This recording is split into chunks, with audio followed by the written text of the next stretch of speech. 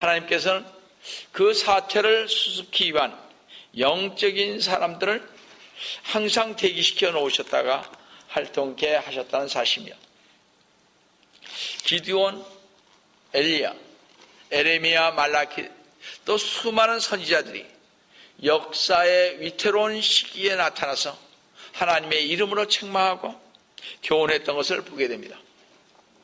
이스라엘이나 교회의 영적 생활이 순조로울 때는 수천 수만 명의 제사장, 목사, 교사들이 조용히 수문 봉사를 했습니다. 그러나 하나님의 백성이 진리의 길에서 떠나 방황하게 되었을 때는 어디선지 모르게 갑자기 하나님의 사람들이 나타났던 것을 성경에서도 볼 수가 있습니다. 또한 많은 우리의 선진들을 통해서도 우리가 알 수가 있습니다. 지금처럼 지금 우리 시대에도 이러한 인물을 필요로 하는 시대가 되었습니다. 우리가 사는 이 미국 한인사회도 흑인 지도자인 마틴 루터킹 주니어와 같은 인물이 필요하다는 것입니다. 우리나라가 일제의 압박을 받았을 때 민족을 도탄에서 건져내기를 위해 흥사단을 일으킨 도산 안창호 같은 인물이 우리나라에도 지금 필요한 것입니다. 사실 인물이야 수없이 많이 있습니다. 내노라고 뽐내는 인물은 부주기수인 것을 봅니다. 그런데 내노라고 뽐내는 인물은 아무짝에도 쓸모가 없고 오히려 문제만 일으키고 파장만 짓는 것을 보게 됩니다. 그럼 언제 어디서 이런 참다운 한인 사회를, 우리 조국을, 이 미국을 영적으로 일으킬 인물이 나올까 하는 것입니다. 이 시대에 한인 사회와 조국과 미국과 우리 한인 교회에 필요한 인물을 한번 성경에서 이 새해 첫 시간에 한번 찾아보면서 과연 우리는 어떻게 해야 될 것인가를 한번 조명해 보겠습니다. 구약 시대에는 두 암흑 시대가 있었습니다. 그 하나는 바로 사사 시대인 재판관기 시대요. 또 하나는 바벨론 포로 시대입니다. 하나님께서는 이집트에서 종살이 하고 있는 이스라엘 백성을 도탄에서 건져내어 적과 끓이 흐르는 가나안 땅으로 불러들였습니다.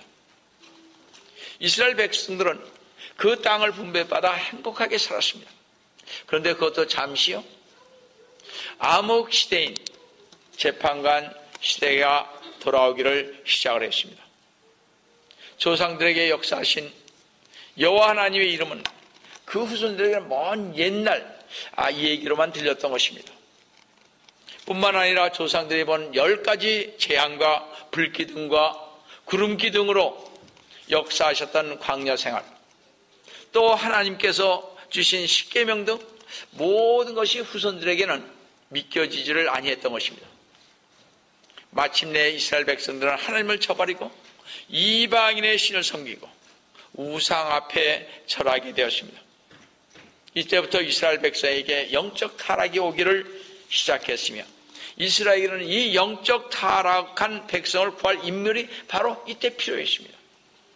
그러나 인물이 없었습니다. 이때 하나님께서는 이스라엘을 위해 한 인물을 세웠는데 그가 바로 기드온이었습니다. 하나님의 부름을 받은 기드온은 재판관기 6장 15절에서 이렇게 겸손히 하나님께 대답을 했습니다. 기드온이 주께 말씀드리기를, 오 나의 주여, 내가 무엇을 가지고 이 이스라엘을 구원하리까? 오 나의 주여, 내가 무엇을 가지고 이스라엘을 구원하리까? 우리가 보통 그런 질문을 하게 됩니다.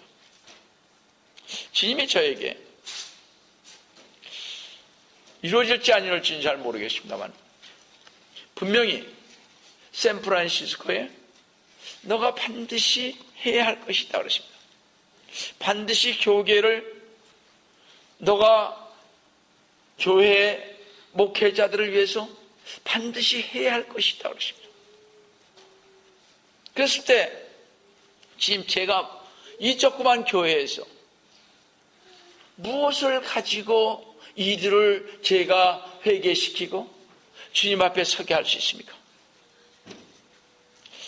바로 그런 얘기입니다. 보세요. 보소서 나의 집은 문에서 중에서 가난하고 난 내 아버지 집에서 가장 작은 자입니다. 전 샌프란시스코에서 너무나 작은 사람입니다. 보잘것없는 조그만 교회입니다. 지금 제가 무엇을 어떻게 하느냐고요. 그러나 주님께서는 반드시 해주신다고 하셨기 때문에 믿고 가는 것입니다. 자, 기드온도요.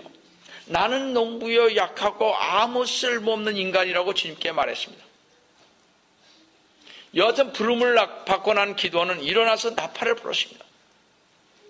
그때 기드온을 따른 자들이 30시간에 32,000명이 모여들었습니다.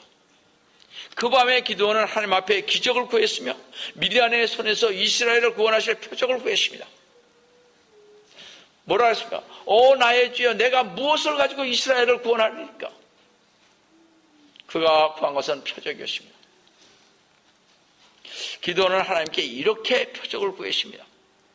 오늘 밤 양털 한 뭉치를 타작마당 한가운데 둘 때 양털에만 밤 이슬이 내리게 하시고 사면 땅은 마르게 하여 주옵소서. 그랬더니 다음날 아침에 보니 과연 그대로 되었고 또 반대로 하나님께 구하니 또 그대로 되었던 것입니다. 우리 재판관기 6장 36절 40절 한번 보시면 기드온이 하나님께 말씀드리기를 주께서 말씀하신 대로 내 손으로 이스라엘을 구원하신다면 보소서 내가 양털 한 뭉치를 타작마당에 놓으리니 만일 이슬이 양털에만 있고 그 주위의 땅 위는 마르면 그때는 주께서 말씀하신 대로 주께서 내 손으로 이스라엘을 구원하실 줄을 내가 알리다 했더니 그것이 그렇게 된지라 기드온이 이튿날 일찍 일어나 양털 뭉치를 눌러 그 양털에서 이슬을 짜내니 그릇이 물로 가득 찼다라고 그랬습니다. 참으로 놀라운 역사를 보게 됩니다. 그런데 이제는 반대로요. 39절을 보시면 기드온이 하나님께 말씀드리기를 주의 불로를 내게 내지 마옵소서. 내가 이번 한 번만 말씀드리리다. 내가 주께 간구하오니 나로 한 번 더 양털로 확인하게 하옵소서. 이제는 양털만 마르고 모든 땅에는 이슬이 있게 하옵소서 하였더니 하나님께서 그 밤에 그렇게 하셨으니 양털 뭉치만 마르고 온 땅에는 이슬이 있더라고 그랬습니다. 성도 여러분, 왜 기드온은 이러한 기도를 드렸는가 하는 것입니다. 하나님의 사자를 대면하였으며 이스라엘을 구원하라는 부름을 받았고 재물이 불살라지는 것을 본 그가 왜 하나님을 시험하는 기도를 했는가 하는 것입니다. 거기에는 기드온이 꼭 알고 싶은 일이 하나 있었습니다. 과연 하나님은 이스라엘 백성은 얼마나 사랑하며 미디안과 이방인들을 얼마나 미워하는지를 알고 싶었던 것입니다. 여기 양털은 이스라엘이요, 사면 땅은 이방 나라입니다. 이슬은 하나님의 축복을 상징하는 것입니다. 이 첫 번째 표적에서는 양털에는 그릇이 넘칠 정도로 이슬이 내렸고 사면은 이슬 한 방울도 없었다는 그 사실을 우리는 압니다. 이 사실은 이스라엘을 하나님께서 얼마나 사랑하고 있는지를 알 수가 있습니다. 바로 뭐라 했습니까? 양털은 이스라엘이라고 그랬잖아요. 이스라엘의 하나님의 축복에 풍족하게 임해 있다는 것입니다. 이제 두 번째 표적은 사면에는 이슬이 내렸는데요. 이방, 그 사면은 둘러싸이는 게 이방 아닙니까? 이방에는 이슬이 내렸다는 것은 이스라엘에게 축복을 이방인들에게 축복을 준다는 말이거든요. 근데 양털에는 이슬이 내리지 않는다는 것은 이방 민족에 둘러싸인 자기 민족의 위기를 계시해 주는 것이었습니다. 하나님을 믿으면 첫 번째 표적이요, 하나님을 따르지 않고 이방을 믿으면 두 번째 표적이라는 것입니다. 이 표적을 통하여 기드온은 이스라엘을 사랑하시는 하나님을 보았고 승리를 할 수가 있었습니다. 주님께서는 이스라엘 백성을 사랑하는구나, 이런 확신을 그가 가졌다는 것입니다. 그래서 하나님께서 뽑아준 300명의 정예 용사로 적들을 치기로 작정했던 것입니다. 재판관기 7장 16절을 보시면 그 300명을 세 부대로 나누어 각자의 손에 나팔과 빙 항아리를 들리고 그 항아리 안에는 등불을 넣었더라. 기드온은 300명의 용사를 세대로 나누어서 100명씩 때를 지어 왼손에는 횃불, 오른손에는 나팔, 횃불은 항아리 속에 감추었습니다. 밤 2경쯤 적군들이 단잠을 잘 때, 적군의 병사들이 근무를 교체할 때를 틈타서 일제히 항아리를 깨뜨리고 왼손에 횃불을 들고 오른손에 나팔을 불며 외치기를 재판관기 7장 20절에 보시면 주의 칼이요 기드온의 칼이라고 큰 소리로 소리질렀습니다.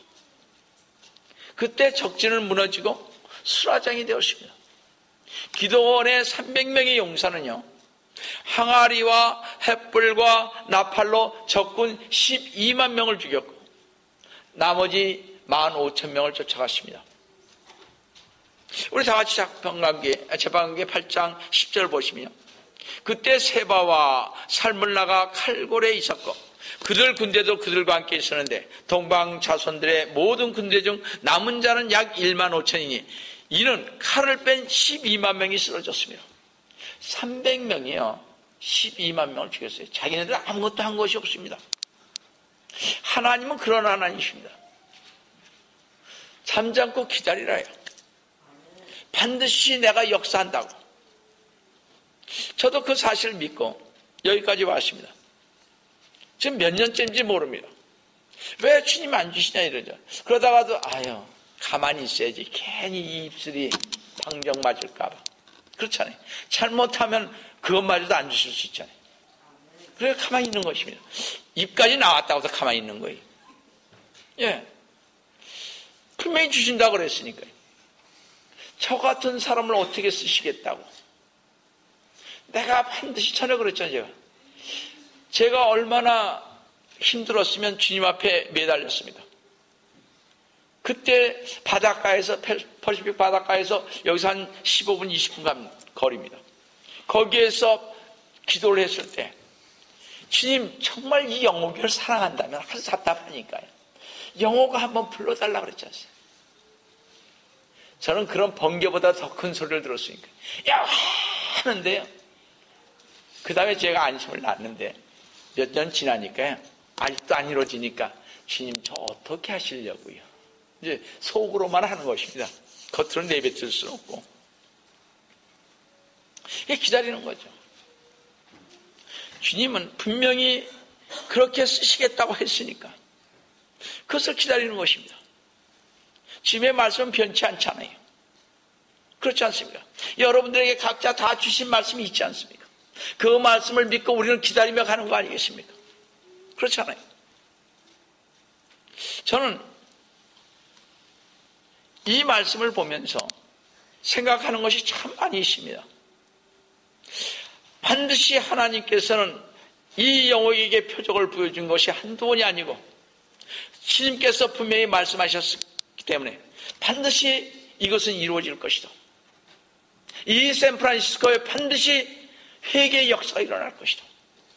반드시 하나님 안에서 이 마지막 시대에 주님께서 반드시 나서실 것이다. 기다리며 가는 것입니다. 조그만 교회니까 어떨 땐 낙심도 됩니다. 우리는 그렇게 가기까지 저희가 해야 할 일이 있습니다. 뭐라 그랬죠? 항상 말씀 보시고 기도하시면서 부르짖으며 간구하면서 가야 하는 것입니다. 근데 그 중에 하나가 뭡니까? 기도할 때 여러분 죄의 고백하셔야 하는 것입니다. 주님이 저에게 얘기한 것이 있습니다. 내가 거룩하니 너도 거룩하라고. 근데 저 거룩하지 못해요. 그러니까 어떻게 해야 되겠습니까? 죄를 회개해야죠. 회개를 했는데도 안 이루어지는 것은 무엇입니까? 회개만 하면 뭐예요? 남을 용서를 해줘야죠. 용서하지 않는 것은 하나님께서 원하시는 방법이 아니시잖아요. 그건 회개가 아니잖아요. 그건 입만 나불거리는 거죠. 우리 여기에서 이 기도원에서 중요한 영적 교훈이 있습니다. 성도 여러분, 횃불은 성도의 착한 행실을 가리키며 항아리를 깨뜨린다는 것은 자신의 몸과 정욕을 죽이고 자신을 헌신할 때 항아리를 깨뜨릴 때 그 속에 있는 횃불은 빛을 발하는 것입니다. 또 나팔은 복음의 나팔인 것입니다. 성도 여러분, 우리는 우리가 가지고 있는 항아리를 깨뜨려 자신을 죽이고 복음의 나팔을 불어야 하는 것입니다. 성도 여러분, 우리 모두는 빛의 자녀로서 뿐만 아니라 이 시대의 사명을 갖고 있는 성도들입니다. 여러분이나 저나 사명이 있는 사람들입니다. 그냥 와서 앉아있으라 그런 거 아닌 것입니다. 분명히 사명이 있습니다. 내 주위에 있는 사람들을 일깨워서 복음을 전하려고 하는 그러한 사명을 저희들에게 줬습니다.